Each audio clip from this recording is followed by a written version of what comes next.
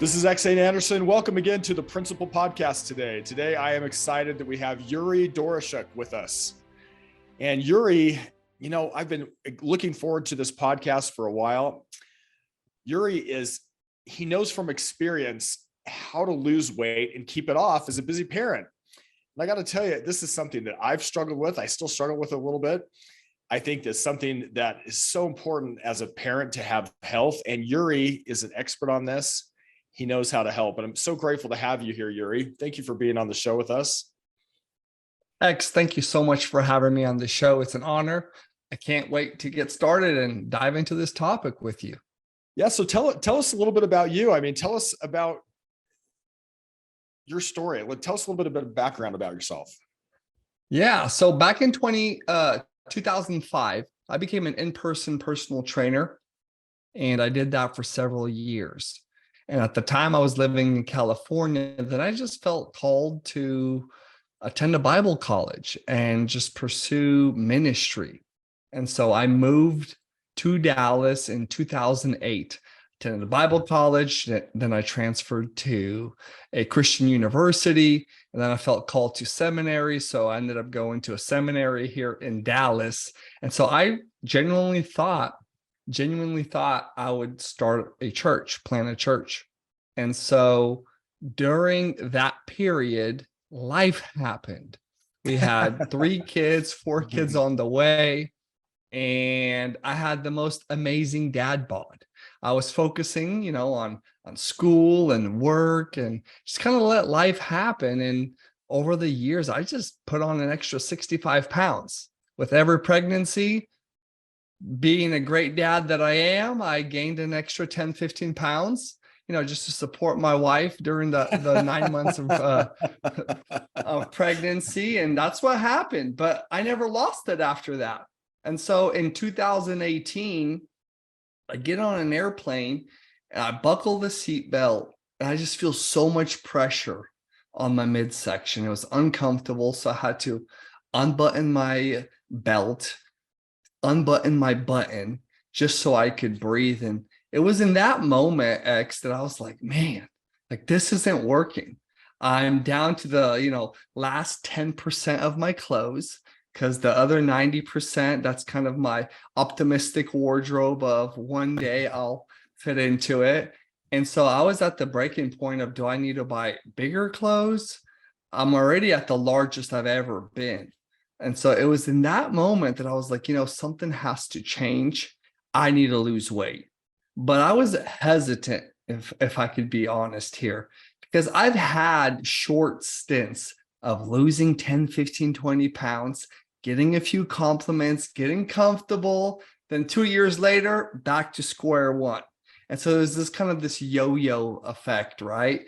And so I was hesitant. I was like, well, what's going to be different this time? Am I going to just lose 20 pounds, get a thinner face, flatter stomach, and then gain everything back? So I knew I needed a different approach. I needed a different strategy. So this time around, I thought to myself, instead of just asking, how can I lose weight? I asked the question, Yuri, how can I lose weight in such a way that if I lost all my weight and got to my goal, there would be nothing else to go back to, because the way I lost weight was realistic, sustainable, and enjoyable. So if I couldn't do it for the rest of my life, there would be no point, because I would lose it and then gain it all back. And for me, that's not working. That's not an effective strategy. And so I embarked in 2018 to lose 65 pounds. And at that time, I was actually traveling 48 out of 52 weeks. I was in a different city each week. I lived in a hotel room half the week. So I didn't have access to my own kitchen, home cooked meals. I had to eat out a lot. And I was able to lose all of that. That can be challenging, can it? Especially the airports, right? So I lost it. And out of that, X, I rekindled my passion for health and fitness. And people started coming up to me and I said, how'd you do it? Show me. So I was just kind of unofficially coaching people. And then in 2019, I launched my online weight loss coaching business. And so I've been doing that full time since, helping busy moms and dads lose weight in a realistic, sustainable, and enjoyable way. So that's kind of my story in a nutshell. Wow, I love that. I noticed here you say that the key to great parenting, the key to great marriage is your health. Why do you say that? Because how I look and how I feel has a meta effect on everything. Right? Like how I look when I take off my shirt, the energy that I have or don't have, all of that does affect how I show up to relationships, to my career at work, in my marriage. It's just the first domino that ends. Like if you make that, if you cause it to fall, it's amazing how every other area improves. So you may not need a parenting book if you want to become a better parent. It might just mean you gotta sweat a little bit. Go to the gym, pick up the dumbbell, Right. fuel your body with something that's good for it, so you could feel good about yourself instead of bloated and tired, and because it's just had a bunch of Alfredo pasta, right, for breakfast. And so I've just lived. It's almost like a pragmatic thing. I don't have like research per se, but I do know that when people improve their health and fitness, the feedback I get is, man, everything else just got better. So it's like this two-pronged approach. Even though you feel better about yourself, which probably makes the way you treat and act others, including especially in your family, at a higher, better level because you're feeling better.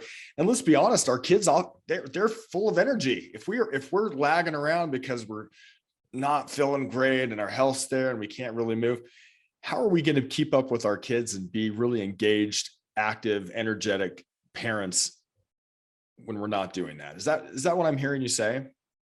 Exactly. It's the whole, on the airplane when the oxygen mask falls, put it on yourself first before helping someone else. It's the Right. same principle here.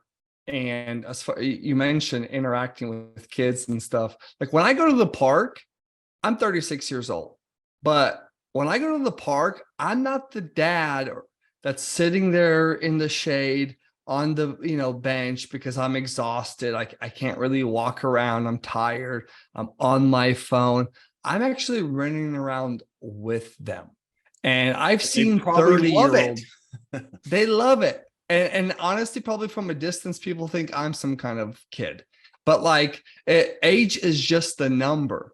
And so you could be 30, you could be 40, but you feel 10, 15 years older than what you really are. So I found just by just being in great shape, fueling your body correctly, like parenting is just next level. As far as how engaging you are. Like yesterday, I was jumping on the trampoline, wrestling with my kids. When I was overweight, I wouldn't be able to do that. Maybe for like 30 seconds, it would feel like a sprint. And then, okay, dad needs to just take a break. You guys go and play and I'll watch you, but I'm really just watching my phone. Now it's different because I just feel lighter. My cardiovascular fitness level is much better. And so they benefit from it. And ultimately, isn't that what life is about? Being in the moment, spending time with your family, and not just barely making it by, which is what I did. I remember coming home from work. It would be like 5 o'clock. I look at my watch and think, when's bedtime? I just got home, X. Like I haven't even seen my kids all day, but I'm already counting down the hours so I could have me time. But really just came down to I was out of shape, burnt out, low energy, low confidence. And so I needed to get my health in order. I love this message that you're sharing, Yuri. As you were talking, something came to mind. There's Stephen Covey who wrote the book, The Seven Habits of Highly Effective People. Yep. He talks about this idea of if you see someone in the forest sawing trees and they're really in a hurry to saw trees, and you go up and you notice that their blade is kind of dull, and you say, if you took a little bit of time to sharpen your saw, you could saw a lot of trees faster. They say, I don't have time to sharpen the saw. I've got to keep sawing. I've got to keep sawing. And I think sometimes we as parents think, well, I've got all this going on. I've got to do my job and I've got my responsibilities in this way, or maybe community responsibilities or church responsibilities, or I've got some sort of something that I'm doing that keeps me busy. I don't have time to exercise. What would you say to parents who say, I don't have time, I'm too, to do exercise? First thing I would say is, I feel you. From where you're sitting, you don't have time. You have probably a long list of things, chores you need to do, especially if you're that mom. You're never completing everything that you need to do in a single day. It just rolls over to the next. So I see you, I hear you, and it's a valid point. I'll also say that you probably don't need as much time as you think you need in order to get in great shape. A lot of times we think we need to spend hours at the gym. A lot of times people think I need to eat in ways that my family can't eat. So my family's eating normal food, right? Quote unquote, normal food. While as a parent, I'm eating salads and vegetables all day, right? And so the parent thinks, well, now I have to create 2 different meals for the family. More work. That's not attractive. Nobody has time for that. Oh, now I need to leave my family and go to the gym and spend an hour 5 days a week. That's an extra 5 hours. Don't have time for that. So I would say, as far as the time issue, it requires less time than you probably think in order to get in great shape. So how would you do it? How can parents lose weight if they're too tired and too busy? Great. They do it. So the first thing you need to do is not focus on just the outcome, my goal of losing 20 pounds. Actually, just focus on the process of what type of parent you want to become. Like, who do you want to become?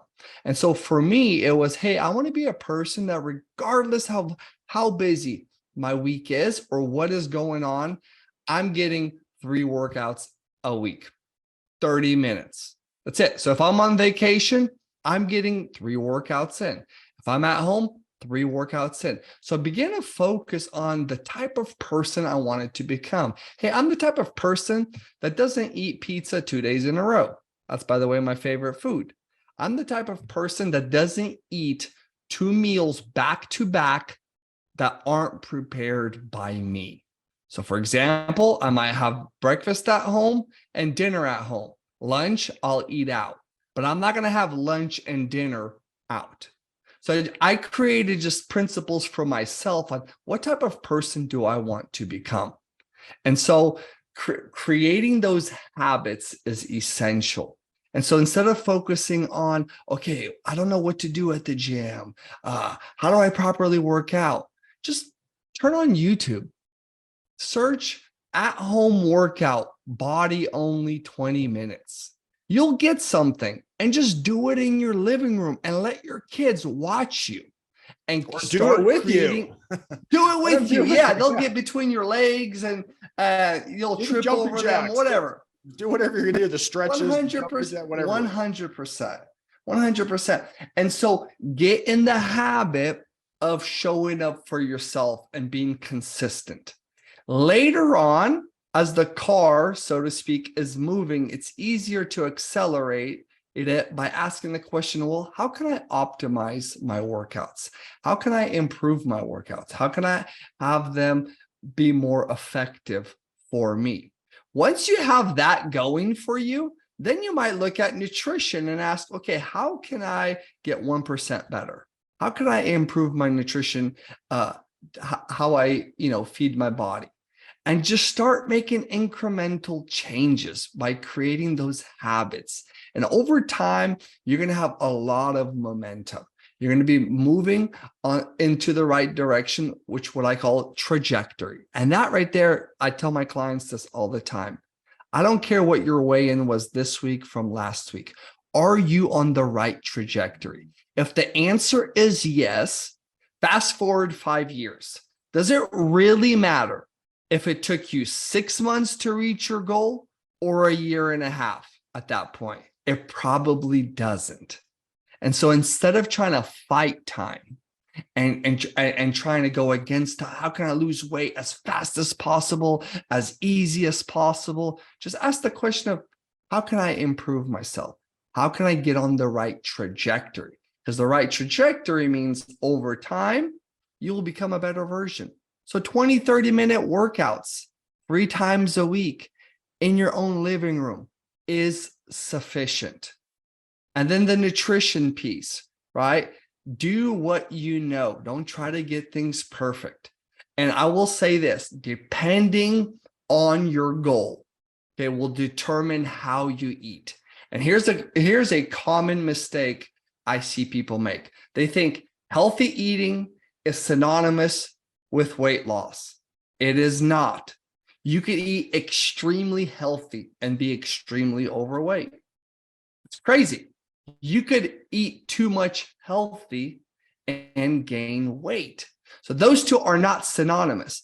So if your goal is to lose weight, you need to eat in a calorie deficit. And just a quick way of figuring that out, take the goal weight that you want to be at times 12 and have that as your starting point. So if you want to weigh 200 pounds, times that by 12, that's how many calories you should eat in a single day. That's it.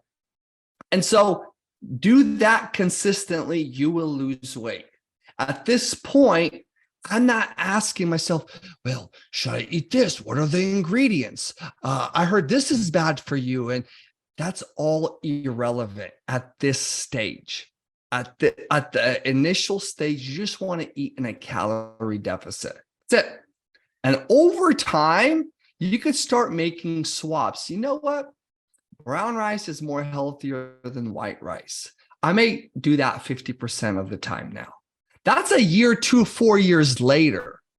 But people try to do that day one. They try to start working out 5 days a week, day one. They want to do this crazy 180-degree nutrition overhaul day one, right? And it's like, no wonder people are like, I don't know if I'm ready to start. Maybe I'm going to wait till January because of what they perceive they need to do in order to reach their goal. And I'm here to say, don't complicate it. I simplify it. Start small, create habits, imperfect action, right? And over time, you could refine it, and that's it. Just have to take little steps, like doing 20 minutes of workout or 15-minute stretch, and we'll do a jog somewhere. But it doesn't have to be this huge program, change my lifestyle. Let's eat a little healthier. Maybe we decide not to eat after 7 p.m. because we know, or whatever it is, just, but something small and incremental as we go is what you're saying. You mentioned something else. You said, so is it possible to lose weight without cooking separate meals for yourself and your family? That's how I did it. I lost 65 pounds. And I discovered something. When my kids wanted to eat off of my plate, the plate that was helping me lose weight, I knew I was onto something. When my kids started coming up to me and they're like, I want some of that. Can I have a bite? I'm a dad and I'm a guy and I don't like sharing my food with my wife or my kids. Like, get your own. But no, all jokes aside, they liked my food because I practiced a principle of restraint over restriction. And what that is, and this is something I teach my clients, is instead of saying, I can't have that because it's bad, I say things like, I had pizza last night. So for today's lunch, I'm going to skip the leftovers. That's practicing restraint. Hey, I had dessert last night. I'm going to skip it today.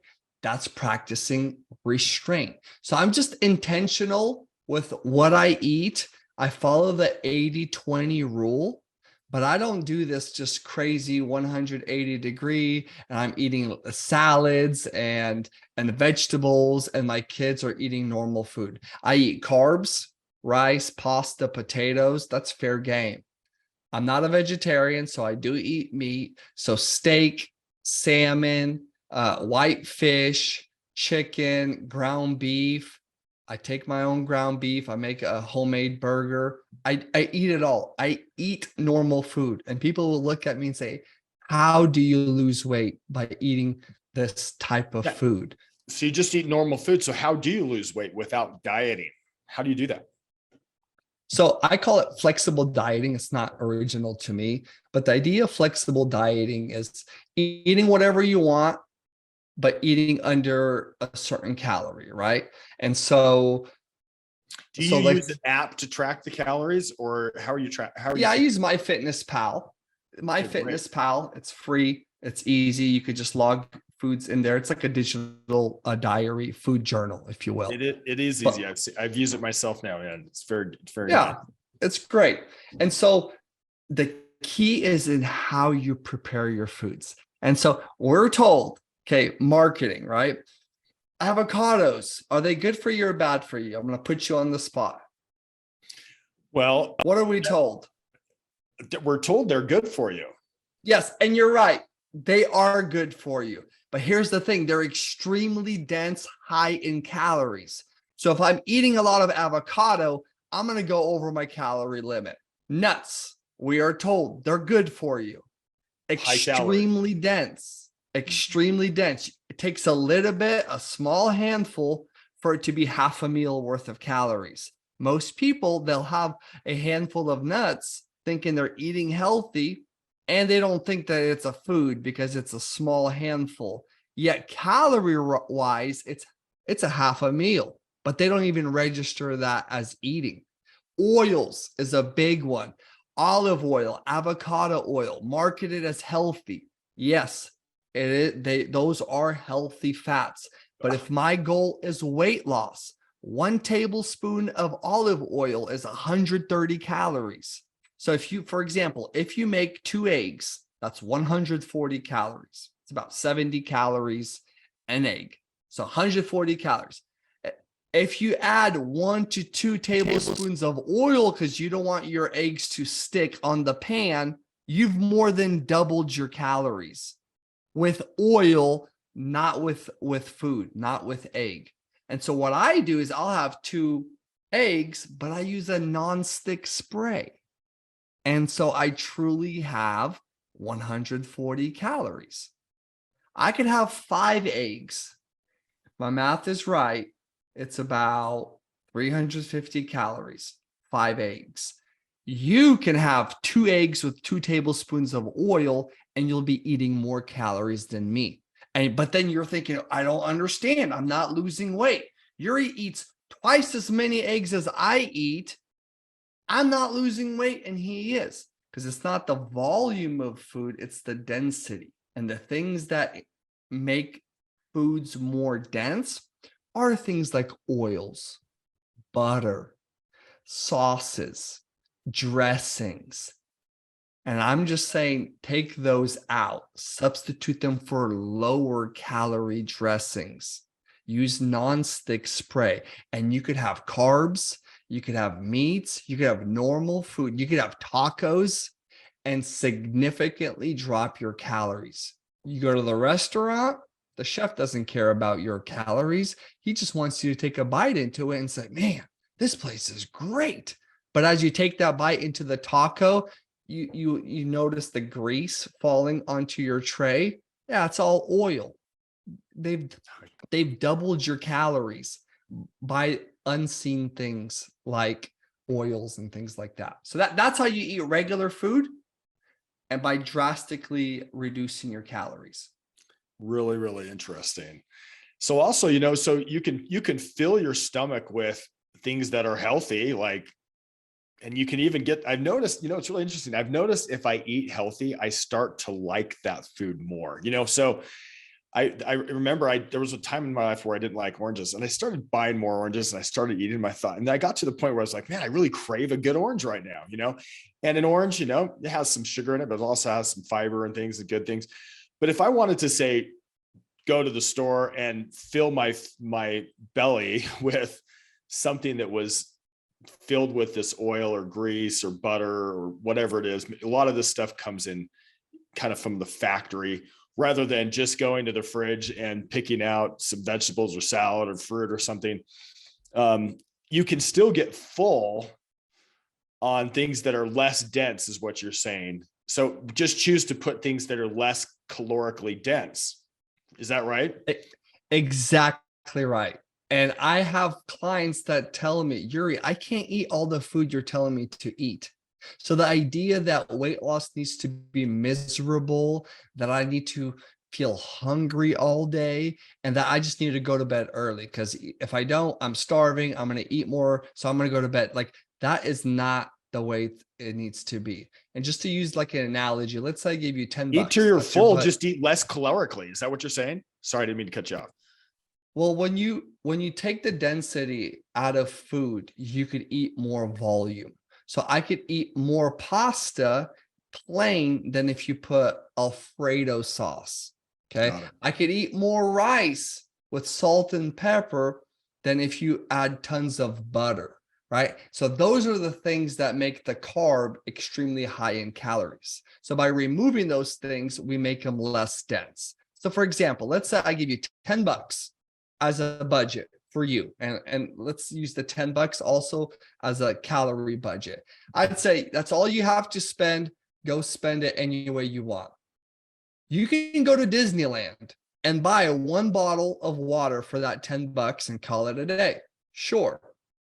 Or you could go across the street to a local gas station and buy a bottled water and still have $8 left. So it's how you choose to spend your calories. You can lose weight just by eating Twinkies. So as long as you hit that budget, you could lose weight by eating pizza. It's going to eat up a lot of your budget though.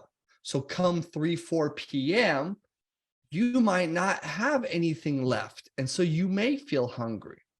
But if you do it right by making your food less dense, by removing the oils, removing the sauces, you will be amazed that come dinner time, you still have 400 calories. And then you say, you know what? I can have some ice cream and still be under my calories. Go for it. And I tell people this all the time. What's more important to you? 2 tablespoons of olive oil or half a pint of ice cream? Everyone says ice cream. I'm like, then do that. Skip the oil, skip the oil and have ice cream. I could do that. I thought ice cream makes you gain weight. Not if you're in a calorie deficit, it doesn't. And people are shocked and amazed. And that's how it works. So what I'm hearing you say, from starting at the beginning here, if I'm a parent and I want to have more energy for my marriage, I want to feel better about myself, for my spouse, for my children, be able to have more energy to spend more time with my children. It's as easy as, number one, first of all, not having to think you have to do some amazingly complex, weird, off the charts, weird diet. Just decide you're going to make an incremental change and start doing it. Just a little. I'm going to get 20 minutes. I'm going to make it a priority. And I might have my kids do jumping jacks with me to the YouTube video for 20 minutes or something, right? And then maybe I could download something like MyFitnessPal. If I want to get to 200 pounds, we'll say I'm more than that. 200 pounds times 12 is 2,400 calories. And when I log what I'm doing, trying to eat less calorically thing, and then just stay in that budget. And as you just eat something, make sure you keep track of what it is. And if you, whatever your ideal weight is times 12, it's that easy, right? Yep. In a nutshell, that's how it is. The mindset, and this is huge. I would say mindset is the number one overlooked aspect in a weight loss journey. And so initially when someone starts, the temptation is to say, is this even working? Like, I've been doing X for 1.5 days. I haven't lost 10 pounds. Is it really working? Right. And so what we end up doing is eventually just quitting. The mindset needs to be, even if it quote unquote never works, I'm going to show up and work out because I know the health benefits. That's it. Even if I'm not losing weight, I'm going to make better food choices. If you have that mindset, I promise you, the outcome goal of however many pounds you want to lose will follow. But focus on who you're becoming over some number on a scale. I had one client who was so fixated on the number on the scale. And in 7 weeks, she on the scale only lost 3 pounds, right? So a person would think this is horrible. Wow, like why commit to something like this and only lose 3 pounds? And I told her, I was like, hey, here's what's happening to your body. Stay the course. Week 8, she tries on some clothes. She literally writes, Yuri, I went from size 8 to size 4 with only a 3-4 pound difference on the scale. Wow. So she lost tons of fat, but put on muscle because she was new to working out. The scale had no way of knowing what was happening, but just gave her the difference. And a normal person would have said, this isn't working. What's the point? But she had a coach in her corner that was like, I've seen that. Here's what's happening. Stay the course. Keep moving forward. She was coachable. She did it. Turns out I was right. Right. And That's so so interesting. mindset, huge in the journey. So you're focusing on, I want to be an athletic dad. I want to be somebody who has energy and feels good, but I'm not focused on, did I get to exactly this weight number? Great mindset tip. Yeah. I got a few more mindset shifts that need to happen if you want me to throw them out. Please share them. Here's another. Your best meal comes after your worst meal. What does that mean? I don't care what you ate for breakfast. If you deem it bad, if you deem it, oh, I messed up, your next meal is going to be your best meal. Make it the right meal. Not Monday, not, oh, I'm going to start over tomorrow. My next meal. And when you begin to make the next meal your best meal, then you're going to have massive momentum. Let's say you had a horrible week. Same principle. Your best week comes after your worst week. I don't care what happened last week. This is the day, this is the week, make it your best. And the quicker we're able to rebound and move forward, the more momentum and more results we will have.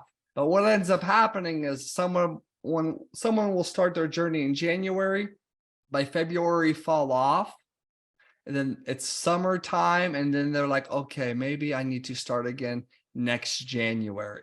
And so no, your next meal is your best meal. Because if we have on average 21 meals a week, let's say it's a Friday morning, I still have Saturday, Sunday, and 2 meals Friday. I still have about 8 meals. Do you see what kind of damage I could do to my momentum if on Friday morning I feel like I messed up and then I tell myself, okay, Monday, I'm starting over? I'm just throwing 6-7 meals out the window saying, who cares? I'm going to start over Monday. But that's going to take all the progress away that I created that week. So your best meal comes after your worst meal. The next one is not every day has. Just do it today. Sorry to cut you off there. I was saying, yeah, you're right. Just do your best today. It's that principle of take no thought for the tomorrow. Just do as best as you can today. There's enough to worry about today, right? Which is, so I had a bad meal yesterday or this morning. This next meal is going to be my best one. I love that. Exactly. Another one is not every day has to be perfect. For me, I have my philosophy is this: C's get degrees. If a coaching program, if whatever plan you're on requires you to be completely perfect in order to see results, it's just not sustainable. It's actually overwhelming. And so I've built my program where it's C's get degrees. Just give me a C average. You're going to get momentum and you're going to see results. But if I tell you, you got to be absolutely perfect. Oh, you're going to a birthday party or a wedding. Nope, you can't eat the food there. Make sure you pack a dinner with you and take it to the wedding if you're really serious and committed to. No. Like C's get degrees. if you're consistently hitting a 75%, 80%, you're going to see great results. So that just takes the stress and the pressure off of someone. So I would say to you, listener, find a program, find a coach that will like create some flexibility where it's not rigid and foods aren't labeled as good and bad, and because that creates guilt, shame when you eat a donut or a slice of pizza. But like, look, that stuff's okay if we eat it in moderation. Like, life is meant to be enjoyed. So, not every day has to be perfect. Love that. How do you Like, lose? And this is a question. I think you said how long was it that you lost all the weight that you lost? You lost it. And what was the time frame? within a year. Within a year. So how did you do that? And you've already given us a little bit of what you did while successfully managing your household. Like, what would, and maybe you've already touched on this, but maybe was there anything else that you did to lose all the weight? I think 65 pounds, you said. And again, we're not fixated on the number, but you did. How did you do that in a year while still just being a bad husband, doing what you need to do? That's right. That's right. And so I knew that as a dad, I didn't want to take away more time than I already had to with work. And so I didn't want to add just another thing that I would do that would keep me away from my family. So I asked myself, how can I incorporate my family on my journey? And so with my meals, I was like, hey, I'm going to eat the same meals as my kids, but I will make small tweaks to them. So if I'm making pasta, I won't put butter in my portion. But kids, you guys want butter? You want Alfredo sauce? I'll give it to you. And so it didn't require more effort on my part. I just took a bowl of pasta for myself before adding the Alfredo sauce or butter for them. So the cooking, I didn't change anything as far as the types of foods we ate. We ate the same meals with little tweaks from myself. And most of the time, they don't even know the difference. Right now, my kids don't eat pasta or rice with butter. They don't even know, because it's an acquired taste. Just like coffee, the first time we try coffee, it's nasty. Let's be real. Unless it's like a frappuccino with a bunch of, sweeteners, plain coffee is not that good the first time you try it. You drink it long enough, you acquire the taste, you like it. It's the same thing with food. And so that's what I did with my nutrition. With exercise, I made sure that my gym had a kids club. There had to be childcare. That was non-negotiable, because I didn't want to go to the gym that didn't have that, because then I would have to leave my kids with my wife in order to go work out. So here's what I did. I got a gym that had a kids club. And so I told my wife, hey, babe, I'm going to the gym and I'm taking all the kids. Are you good with that? What do you think she told me? Yeah, take them and take your time. Right? Right. And so I'm driving to the gym with them. I'm engaging and talking with them. We come into the gym.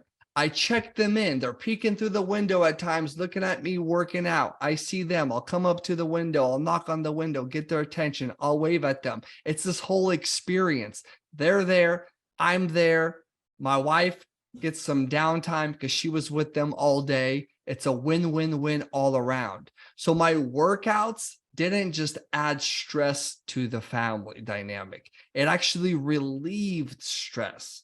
And now my daughter, who's 10, she works out with me once a week. So she started like in kids club at 5 years old. Now we're working out once a week together. And so you've started this health and fitness culture in your home by being an example of someone who takes care of themselves by going to the gym. 100%. And so that's how I did it with the gym piece. And those are the two pillars, nutrition and exercise. And I incorporated my family in both, and it never felt like I was adding stress or a burden to my wife or neglecting my kids, because they came on the journey with me. And during COVID, We went on long walks. During that time period, we did home workouts more than I typically do, and it was great. So that's the key. In every family, how can you incorporate your family with you? And so for someone that, let's say, goes to the gym and packs a duffel bag of clothes and goes straight to the from work, goes straight to the gym, and your family's neglected for another hour and a half, you may just ask the question, is that really the best thing for you? Or maybe you should go home. It's inconvenient, I know, but you pick up your kids and then go to a gym that has kids club. And that way there's no stress. A spouse can have some downtime. You take the kids with you, and that's how you do it. You got to incorporate your family and create a culture of health and fitness in the home. That is key. Great ideas here. I'm sure we could go much longer. Thank you so much for this. Let me ask you a question, Yuri. How can people get a hold of you? Yeah, I'm very active on Instagram. And so my handle is Coach Yuri. That's Yuri, Coach Yuri _. So I'm active there. I just started a YouTube channel, same thing, Coach Yuri. You could find me there. I'm actually doing a 12-week mini cut. I want to lose about 10, 12 pounds for the marathon that I'm training for. So I'm documenting that entire journey. So if someone's considering weight loss, they want to get on this journey, I'll be documenting what I'm doing. You can learn from that and implement it for your journey. But that's basically the two places where you could find me. And, I'll offer this actually to your listeners. If they find me on Instagram and just shoot me a DM, okay, with this podcast name, I'll send you a resource. And I'm telling you, if you take action on this resource, you will put me out of business. If you take action and do what I have in this resource, you will lose all of your weight and create a new lifestyle for yourself. I'll give it to you absolutely free. So find me on Instagram, okay? Send me, Principal Podcast in the DM. I'll send you that resource for free. Take action and create a new lifestyle for yourself. Wonderful. Hey, thank you, Yuri, so much for offering it to our listeners. Thank you for being on the show. We'll conclude that Instagram handle in the show notes if you're driving and you can't get it right now. But Yuri, thanks again for being here. Is there any last one tip you would leave for parents and spouses on our show today? It's all about trajectory. Put yourself on the right trajectory, and over time, you'll get to your destination. Don't try to figure it out and do everything at once, one step at a time. And be happy with getting a C, just a little step. And if you get a C, you don't have to have an A+ today. Just a C is good, but keep moving the right direction, the trajectory, keep that right? 100%. Yes. You're listening. Thank you, man. Thank you, Yuri. Thanks for being on the show. And thanks for having listening in today for the Principal Podcast. Yuri Doroshuk, again, thank you for being with us. Thanks.